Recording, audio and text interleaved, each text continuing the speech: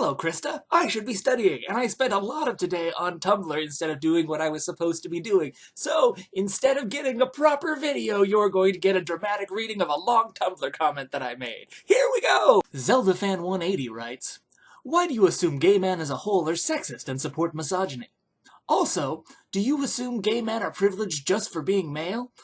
Or do you acknowledge that gay men are an oppressed group in our society?" To which Miss Andrew Mermaid responded, "Today's Miss the Point Award goes to you." Now that was a totally adequate response. Frankly, you should be able to Google these things. But I thought I could turn this into a teachable moment, so I decided to contribute. Part of being a white person and also having kind of dude privilege, means that I often feel that people want to hear what I have to say, or that they should at least. So I wrote, "Hello, confused gay man. It can be confusing and hurtful to hear that you're part of the oppressor class, even though you experience heterosexism every day. You have all of these totes legit experiences of discrimination and maybe even violence and dehumanization, and someone's telling you that you have power? How can that be?" There are a number of approaches, but I'm just going to describe to you one key: intersectionality. Intersectionality is a concept first named by Kimberly Crenshaw, a black feminist attempting to describe the experience of women of color as an oppressed class.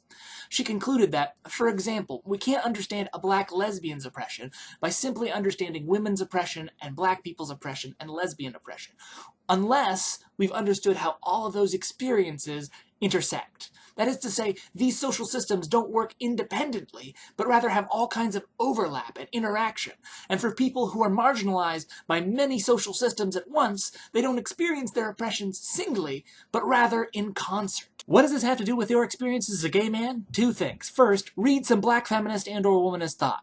Your life will be better and richer for it. There's even a book called Black Feminist Thought that I think is great if you're new to this stuff. But read Feminism is for Everyone. Read Sister Outsider. Read Kimberly Crenshaw's essay in the Stanford Law Review, Mapping the Margins, Intersectionality, Identity Politics, and Violence Against Women of Color.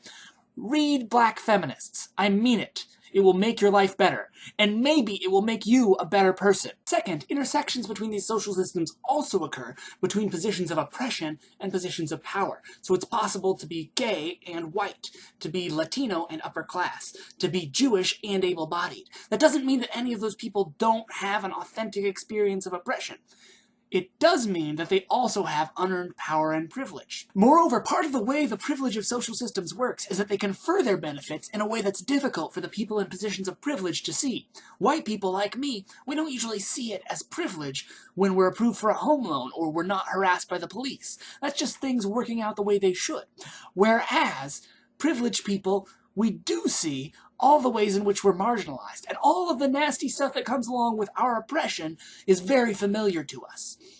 So we wind up noticing the ways in which we're oppressed and not the ways in which we're privileged. So in sum, you're absolutely right. Gay men are an oppressed group.